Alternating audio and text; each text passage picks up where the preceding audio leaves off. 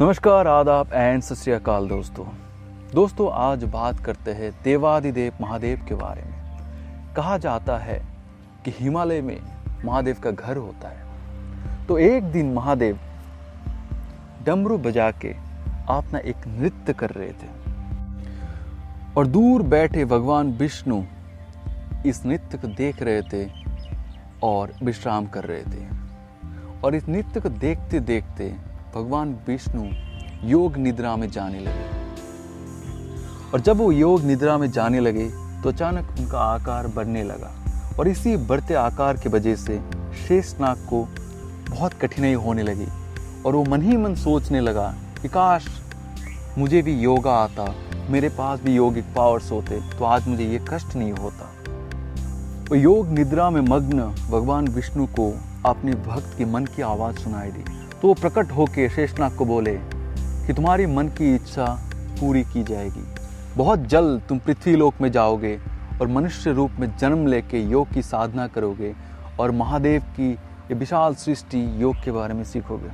स्वर्ग लोक से बहुत दूर धरती लोक पे एक योगिनी भगवान विष्णु की प्रार्थना कर रही थी, उनको अंजलि दे रही थी। तो इसी बात से खुश होकर भगवान विष्णु प्रकट हो गए और उनसे पूछा कि क्या है आपकी मनोकामना।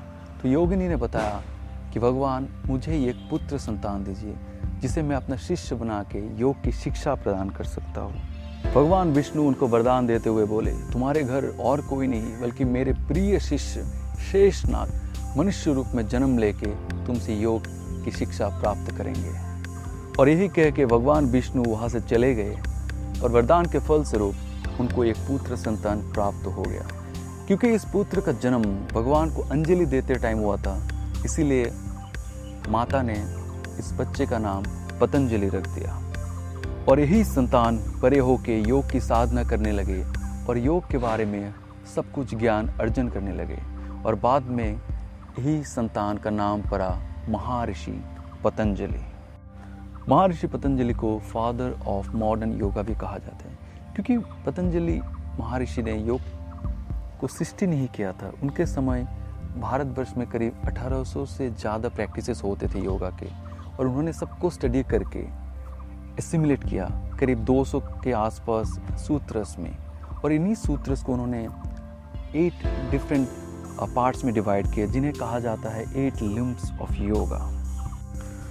सो दोस्तों, योगा जो है वो सिर्फ आसना नहीं है। बिकॉज ऑफ वेस्टर्न कल्चर और दुनिया में इतना फैल चुका है तो लोगों को लगता है योगा सिर्फ आसना है। Asana is one of the limbs of 8 limbs of Patanjali.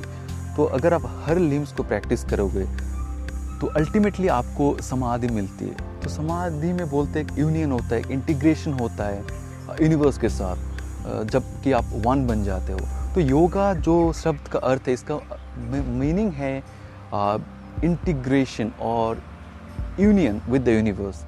So that is the actual meaning of yoga. So thank you so much दोस्तों वीडियो को देखने के लिए। अगर आपको ये वीडियो अच्छा लगा तो हमें कमेंट सेक्शन में बताइए। वीडियो को जरूर लाइक कीजिए और चैनल को सब्सक्राइब करना मत भूलिए। Thank you so much. जय हिंद।